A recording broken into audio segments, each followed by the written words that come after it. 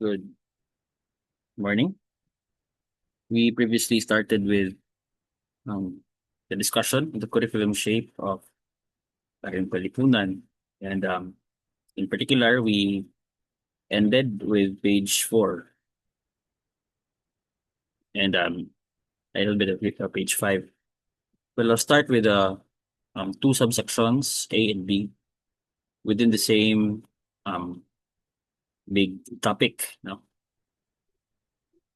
A is description at mission ng ating palipunan. And then B is batayang theoretical foundations. And yeah, before we study really the approaches to teaching Aralin Palipunan, I think it's really important to understand the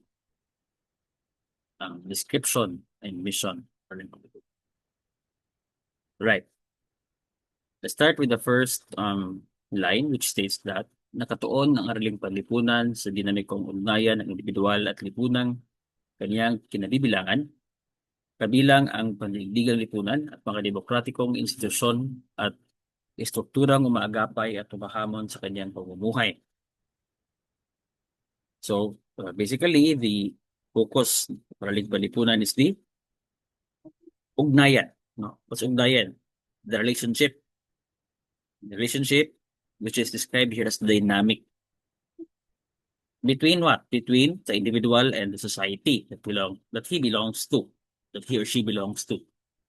So Aristotle has already said that man is by nature a political animal because we can never survive on our own. Perhaps we'll survive in some way, but we will never find eudaimonia or happiness if we do not live with our community, with the community. Hypothetically, it's possible to survive in the wild or um or away kay ikaw ra ba. Yeah, we only find fulfillment if we are able to serve the common good, no? A bigger community than our own self. Okay, we talk about this as well last time with the insights of Bertrand Russell. But the point here is that this interaction regarding how the self is affected by the society and how the society is shaped by the self. No, we call that the structuration thesis in sociology. How the self is structured by society and how society is structured by the self. That dyadic or the dyadic interaction is what society what social studies tries to study. And what they mean by society. On the one hand, we know no that it begins with the family. Family is the basic foundation of society. It's the smallest and most granular level of what society means, but we can go higher. And according to the text, it refers to the highest level is the global level. And intermediately, the democratic institutions, for example, in the Philippines, the justice system, the structures that we live in. That's why it really matters that we understand, for example, the Constitution, because that's how the structures of Philippine society, Philippine government are being framed. Sige. Bilang isang integratibo, interdisiplinaryo at multidisiplinaryong asignatura, gumagamit ito ng iba't ibang lente at disiplina ng agham palipunan tulad ng geografiya, kasaysayan, sosyolohiya, agham politika, economics, antropolohiya upang higit na mapalawak at mapalalim ang pagsusuri sa palipunang usapin at ang gampanin ng individual bilang bahagi ng lumalawak na lipunan. So, notice how social studies is described here with three different terms. Ano man ang three terms? Una, it is integratibo. Diba? Second, it is interdisciplinaryo. Then third, multidisciplinaryo. What does each of those terms mean? Okay. In the literature, Tara Brabazon has described the different variations of interdisciplinarity. And basically, kung pasabot na. Let's start with integratibo. when you say that Araling Palipunan is integratibo, it simply means that when you teach a topic, no, for example, martial law, you integrate. Okay, what do you mean integrate? You include in discussing about the martial law certain ideas, no, from related fields, from other fields. Like for example, when you talk about the martial law, you can talk about values, diba? Values education, the values of like freedom, okay? These deep values and rights, no? So martial law is a topic in social studies, but you can borrow from concepts in another field, particularly here. In the example, it's values education. Or another example, when we say Arli Palipunan is integrativo or integrative, another example of that is when you teach, for example, economics. No?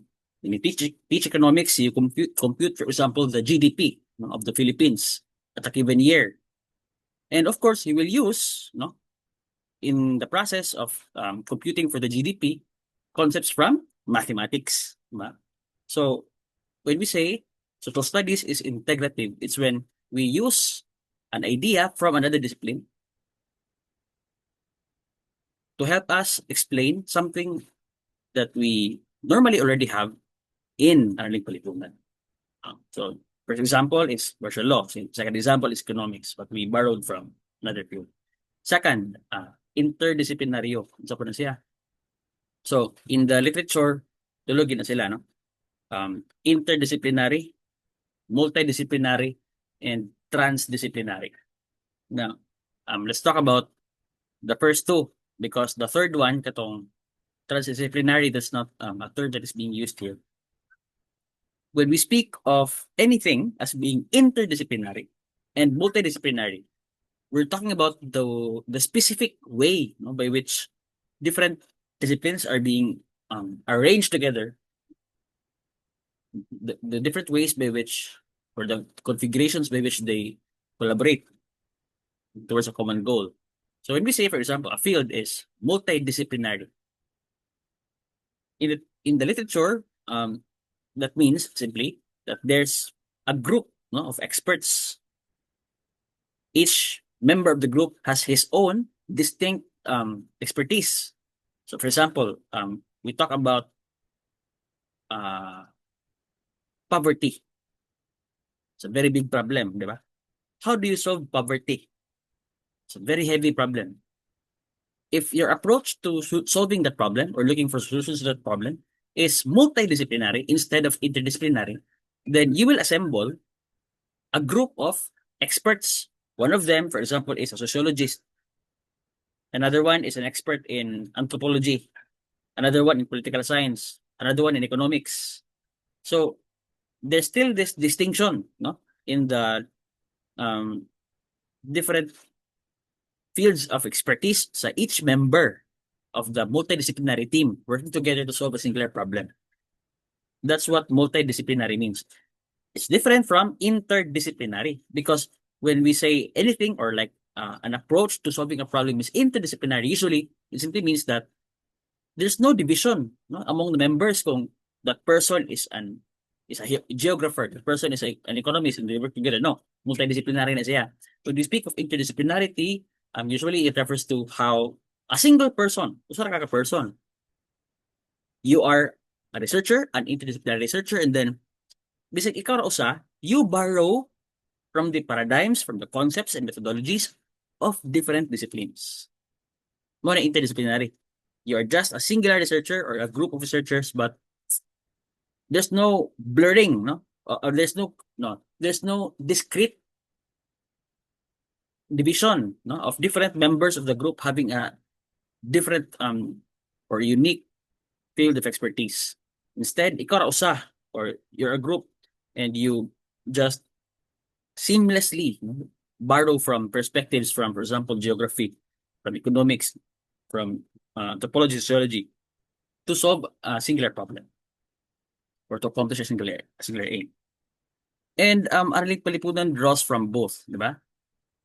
It is multidisciplinary when, for example, it's possible for an economics major nga mag take og left and teach For example, economics in grade 9.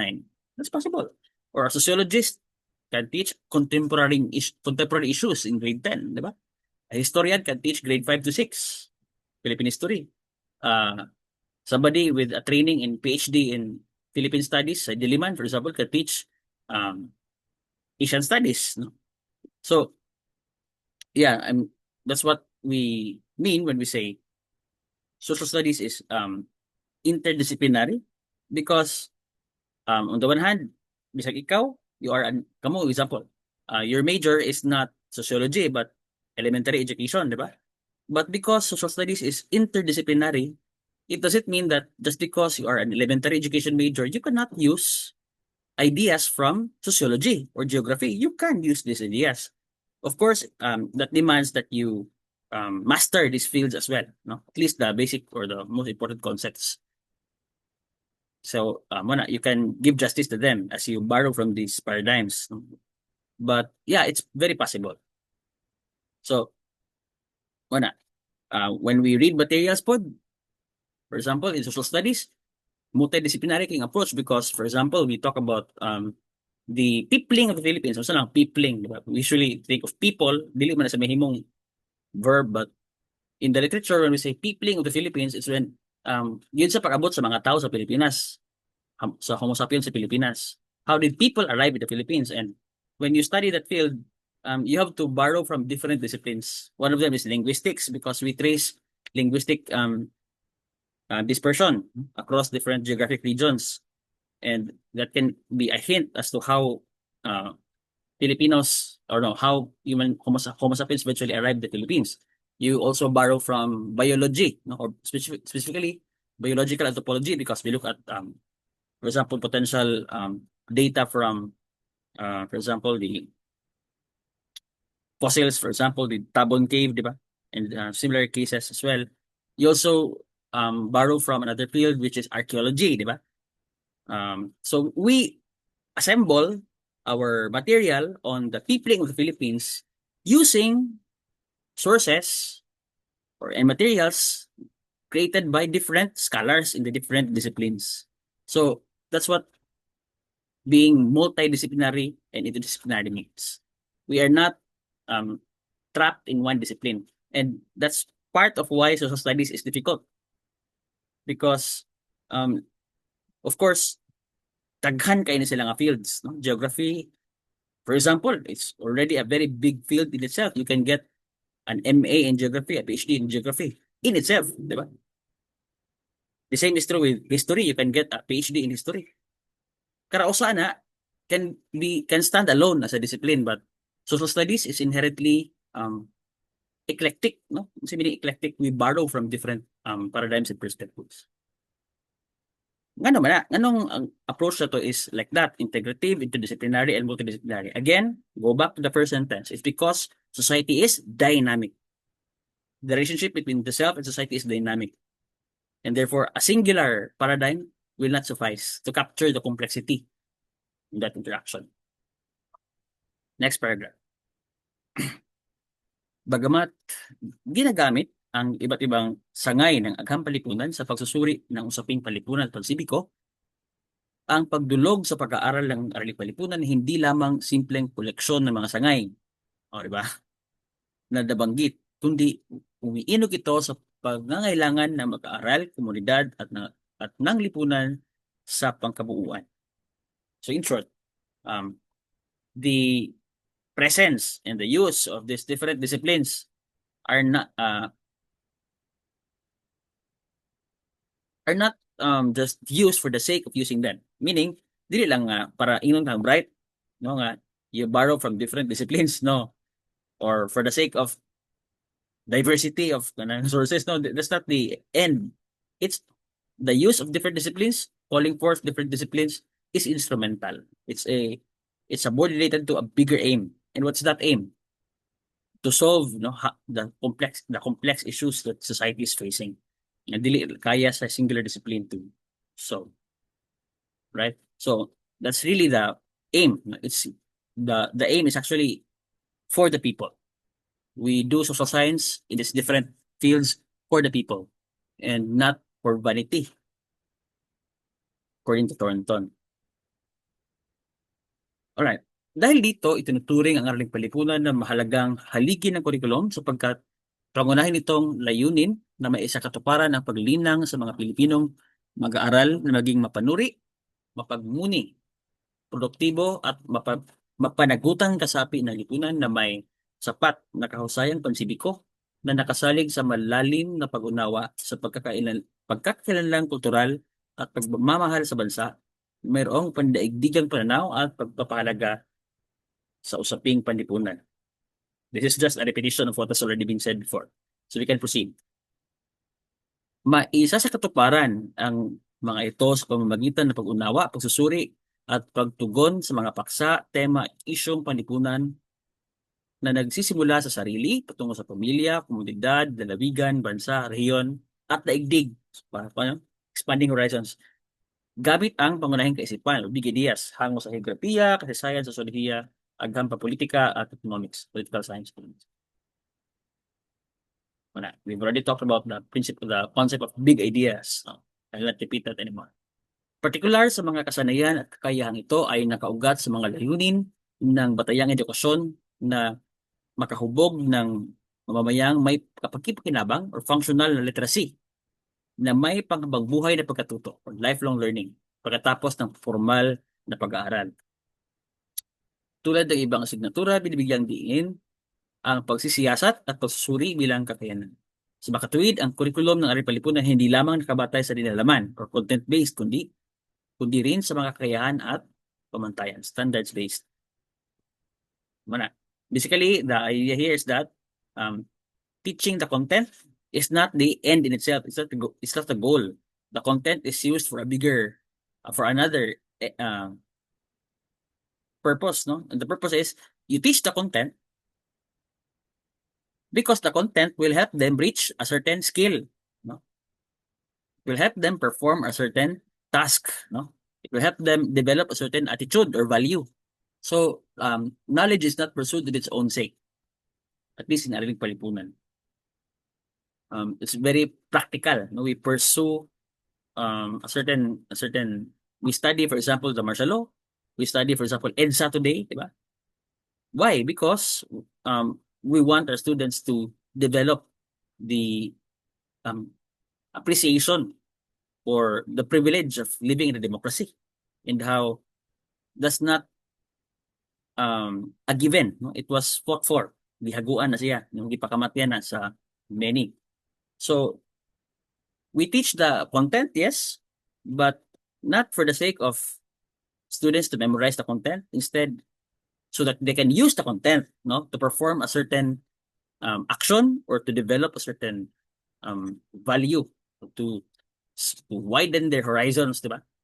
To develop their sensitivity to social inequality and social issues. Kana mo bigger nga aim para lang Palipunan. Content is secondary. Mahalaga ang mga kasanayang ito sa pagbuo ng isang malaya, payapa, maunlad at ligtas na lipunan, kumikilala sa karapatan at kontribusyon ng mga mamayang Pilipino tungo sa kabutihang panlahat. Towards the common good.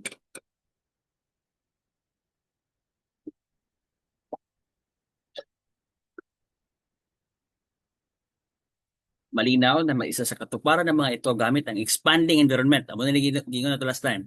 Expanding environment or expanding horizon model na inuuna ang mga institusyong panlipunan na may tuwirang ugnayan sa mga mag-aaral at nagsisilbing gabay sa kanilang pagtuklas, pag-unawa at pagsuri sa iba pang institusyong panlipunan. Right. Sige. Let's now proceed with the theoretical foundations. Okay. Gubo rin siya. I think. Yeah, 2 pages. So what are the theoretical foundations of the new matatag curriculum, specifically in Araling Palipunan? Okay. Curriculum states, the guide states, nakasalig ang pagtuturo ng Araling Palipunan sa teorya at pag-aaral ukol sa pagsusulong ng kahusayang pansibik. It's based on the research on civic competence. By the way, that field is growing each day.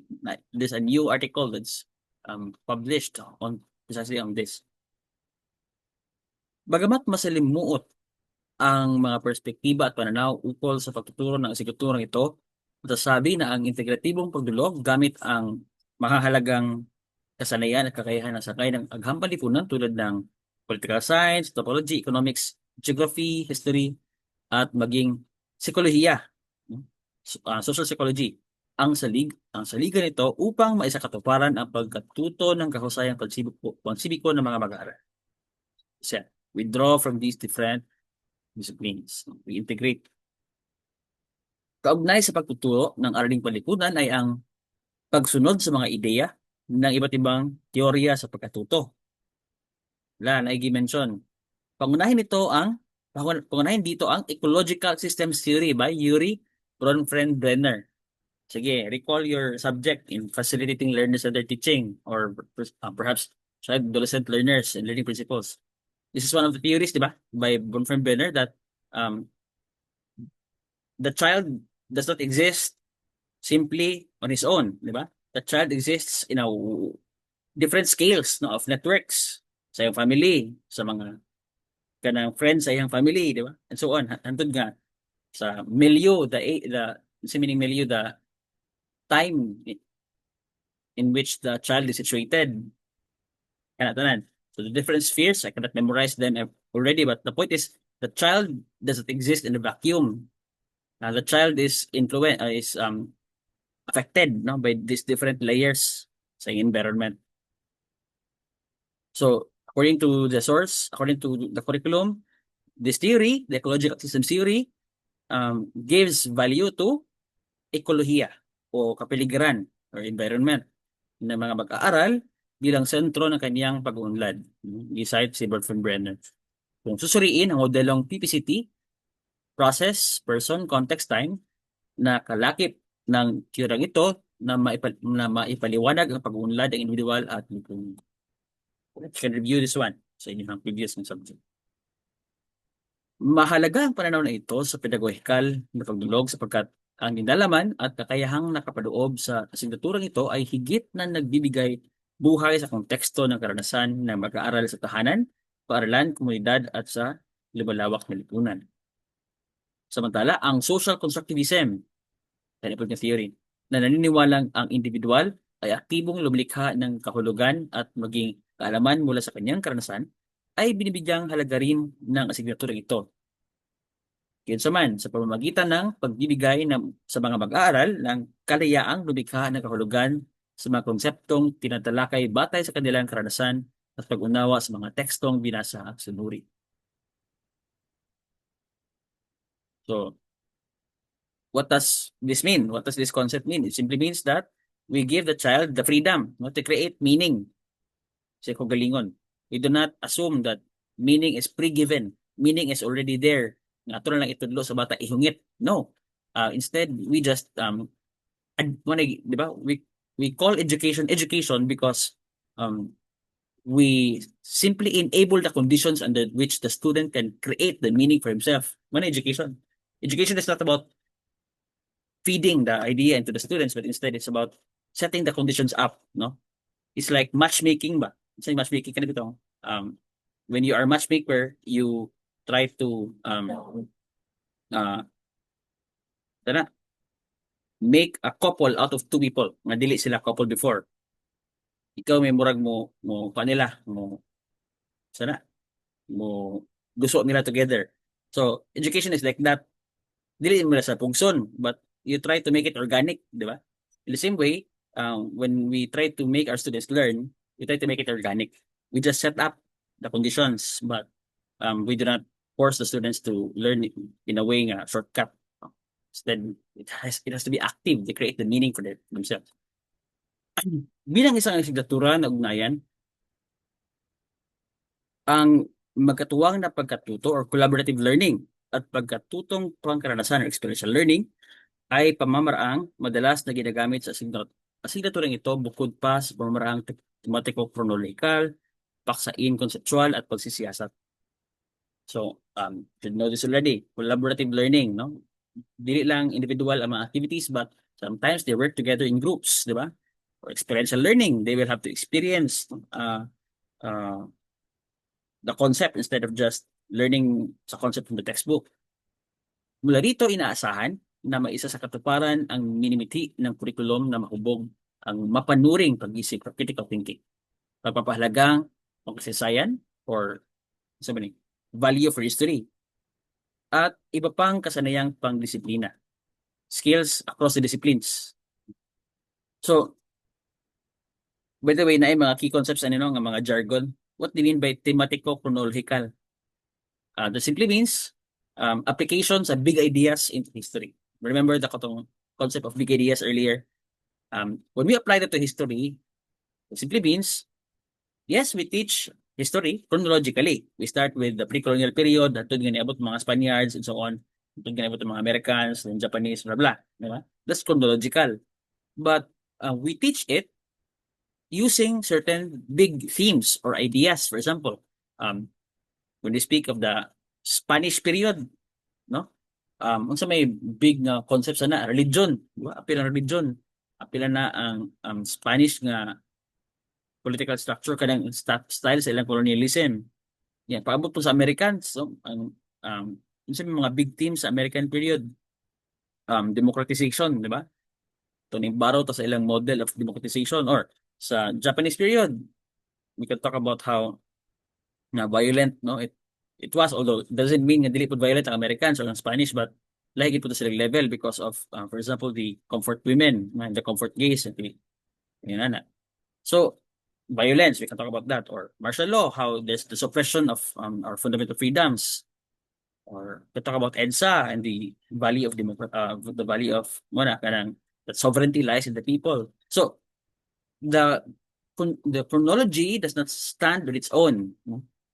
We teach history using different themes or ideas. Munang yung ganina that the thematico-chronological approach is simply the application of the big ideas model from mathematics to history. Ang pagtuturo ng araling palipunan ay hindi limitado sa mga nabanggit na teorya at pananaw. In fact, daghan pa kaya na siya, no? And Google Scholar ka, you search the word social studies, or I'll give you a hint. I-search ng social studies wars, kanang word ito nga war nga gira, kinadaganan ang mga debate concerning how social studies is taught. In fact, there's an article written by this scholar.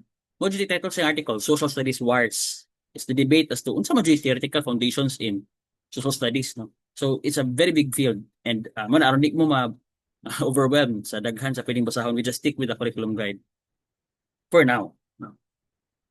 Patuloy na pinagyayaman ng asignaturang ito ang mga dulog, pamamaraan, estratehiya at teknik batay sa mga bago at akmang pag-aaral na sumusuporta sa buang layunin. All right. I think I'll have to stop there. So, what I've noticed, no, from the discussion pages 1 to 7 is that medyo balik-balik siya, no? Galibot-libot. I think if we could have written this within just a single page. Let me try to summarize. Okay, let me try to summarize everything from the very start. So if I have to summarize, sa may punto over the 7 pages to summarize. Social studies refers to the attempt, no, to make the content in humanities and social sciences understandable by students. But why do we do that? Why do we try to make the difficult concepts in social science and humanities understandable to students? Simply because we want them to become civic competent, meaning we want them to be socially aware and to participate in working towards the common good. Why? Because to expanding horizons model, they do not exist in isolation.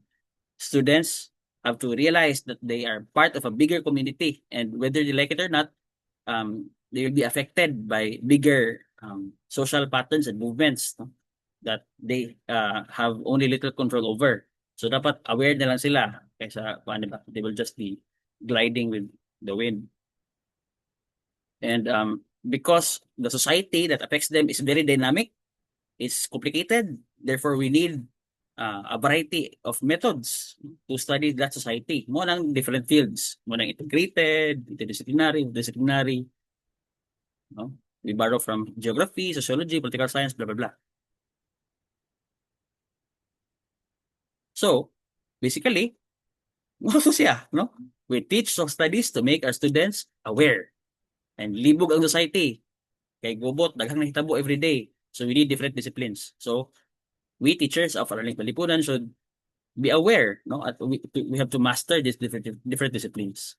And dili na siya mahungit diretso sa bata nga tudloan na nimo content. Instead, you guide them to learn in their own way by helping them by exposing them, no, to um, learning experiences nga. For example, maglibog sila. For example, sa mga buhaton ako kung usa ko ka sundalo under the Marcos Senior, ni mo niyang mando ang nadungog. Ano bitaw? That um, historical imagination where you place the student back in time. Yan siya may magpunahuna based sa iyang values. What should I do given this dilemma? Ngayon, ano nga mga approaches. Nga dili lang sa content, but yeah, you force the student to think, to make meaning out of the big idea. So, yeah, if I have to summarize everything, I think mo to siya. So, for the midterms, we will cover that. Ito. Kato nga discussion, kato recorded. Plus, katong issues nga inyong gi-report, those 3 big social issues. And take note, part of Araling Palipunan is really awareness sa unsay nahitabo sa Pilipinas o sa kalibutan karon, no? So I will include content nga wala na akong gi-lecture, but mahibaw-an ra if you're aware sa mga balita sa news, no? So stay updated. As social studies teachers, bahalag sa elementary pa na or what, you must be acquainted with what's happening sa kalibutan today, and of course the causes and the consequences of these historical trends. So for more instructions, I'll give you the written instructions later on sa Google Classroom. Thank you so much. Bye-bye.